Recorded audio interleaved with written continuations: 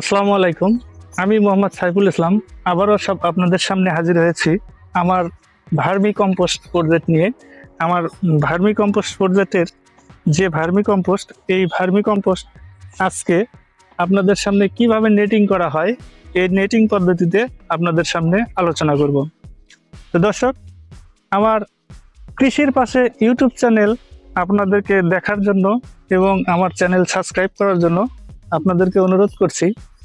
দর্শক, এই যে আমরা ভার্মি কম্পোস্ট অথবা কেঁচো সার অথবা জৈব সার বলে থাকি, এই সারটা আমরা যখন কেঁচোকে খাবার দেই, আমরা 10 থেকে 15 দিনের গোবর গ্যাস মুক্ত করে আমরা যখন কেঁচোকে খাবার দেই, খাবার দেওয়ার পরে ওখানে পর্যাপ্ত পরিমাণ ময়েশ্চার থাকে।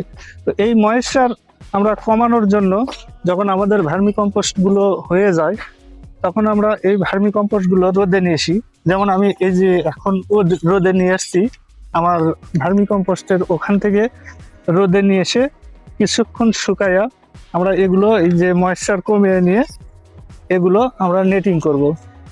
তো এই নেটিং করার কারণে আমরা যে সারগুলো আমরা রোদে দিয়েছি, এই যে দেখুন, এখন আমাদের এই সারগুলোর ময়েশ্চার কমে গেছে, এই যে কমে গেছে।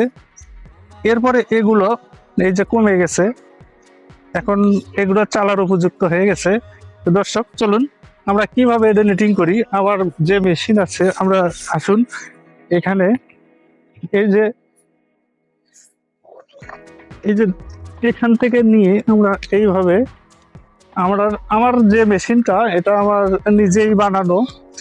এই যে এইভাবে নিয়ে, এই যে এইভাবে দিয়ে, এই যে এইভাবে, এই যে দেখুন কিভাবে পড়তেছে সারগুলো। এই যে এইভাবেই আমরা এই সারগুলো নেটিং করে ময়েশ্চার কমায়া আমরা বাজারজাত করে থাকি। তো আপনাদের যদি কারো এই ভার্মি কম্পোস্ট জৈব সার লাগে, তো আমাদের সাথে যোগাযোগ করতে পারেন। আমাদের চ্যানেলের ডিসক্রিপশন বক্সে আমাদের নাম্বার দেওয়া থাকবে, আপনারা এই নাম্বারে যোগাযোগ করে সার নিতে পারেন।